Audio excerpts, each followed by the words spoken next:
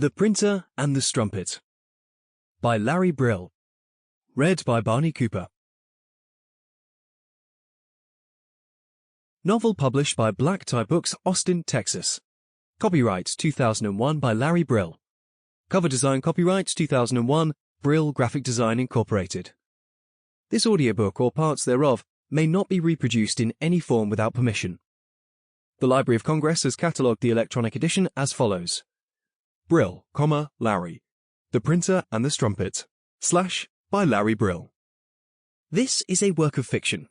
The names, characters, places, and incidents mentioned here are either a product of the author's imagination, or, in the case of famous but long-dead forefathers and well-hashed-out historical events, used for your enjoyment, and may not bear any resemblance to reality. Did we mention this is a work of fiction? Chapter 1. A Reckless Goat.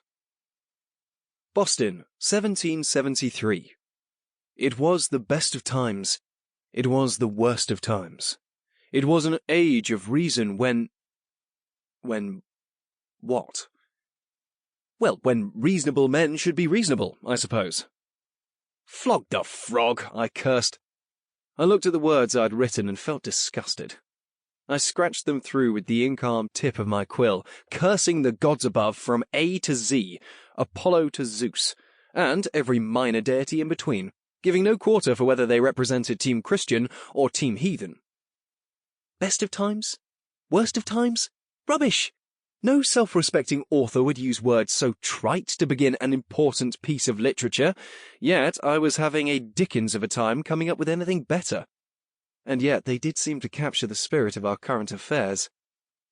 Inside Boston's Reckless Goat Tavern, I sat at my usual table next to the massive oak pillar that was as solid as a century at one edge of the bar. The crowd was sizable for a Tuesday, and the tavern at the foot of Long Wharf had a raucous spirit, filled with clusters of sweaty longshoremen, tradesmen, and red-coated soldiers from one of His Majesty's regiments on a quick leave from their garrison on the Commons. The crowd mostly ignored a pair of performers in feathered caps, wandering through the room making music with a fiddle and mandolin, which added a pleasant harmony to the hum of conversation. As they passed my table, I raised my glass, winked at the fiddler, and tipped him with a shilling I slipped into his waistcoat pocket. I dipped the tip of my quill into the inkpot, holding it in a grip that was both confident and gentle, whilst I waited for my muse. And waited more. With my left hand, I lifted a glass of modest Portuguese Madeira to my lips, relaxed in the smoky glow of a light from a lantern on a peg above my head. I was labouring to... Sample complete. Ready to continue?